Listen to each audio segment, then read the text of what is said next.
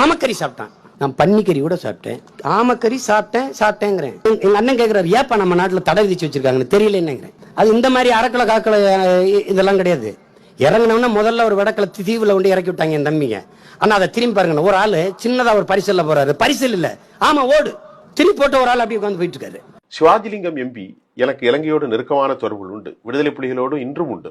சிவாஜிலிங்கம் எம்பியோடு நான் சாப்பிட்டு கொண்டிருக்கும் போது என்கிட்ட சொல்றாரு, இலங்கையில ஒரு முறை இந்தியாவுக்கு வந்திருந்த போது, சீமான் யாருன்னு எங்களுக்கு தெரியாது, பல சினிமாக்காரர்கள் வருவார்கள், அப்போ ஒரு பொய்ய வடிகட்டின ஜமக்காலத்தில் பொய்ய சொல்றிய, உயிருக்கு போராடி கொண்டிருக்கிற ஒரு தமிழ் தேசிய தலைவன் தன் உயிரை பற்றி பேசுவானா, சீமானுக்கு ஆமகறி வாங்கி கொடுப்பானா, பொண்டாட்டி மதவதனை வச்சுக்கிட்டு டைனிங் டேபிள்ல சாப்பிட்டுட்டு இருந்தா பிரபாகரன்.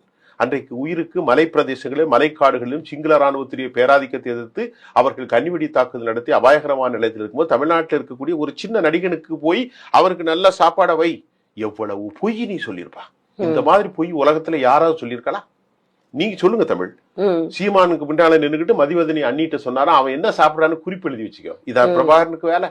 சொன்னார்கள். மொத்தம் ஒதுக்கப்பட்ட நேரம் 10 நிமிடம். அதில் சீமானுக்கு செக்யூரிட்டி எல்லாம் போக 2 நிமிடம் தான். அப்படி கிட்டத்துல வந்து நின்று அப்படி போயிட்டார், அவ்வளவுதான். இதை வைத்து ஒரு அரசியல் செய்ய, நானே ஒரு பரதேசி பையன், நானே ஒரு வெங்கம் பையன், என்னை நம்பி என்னை மாதிரி கேடுகட்ட மானங்கட்டவனும் கிடையாது.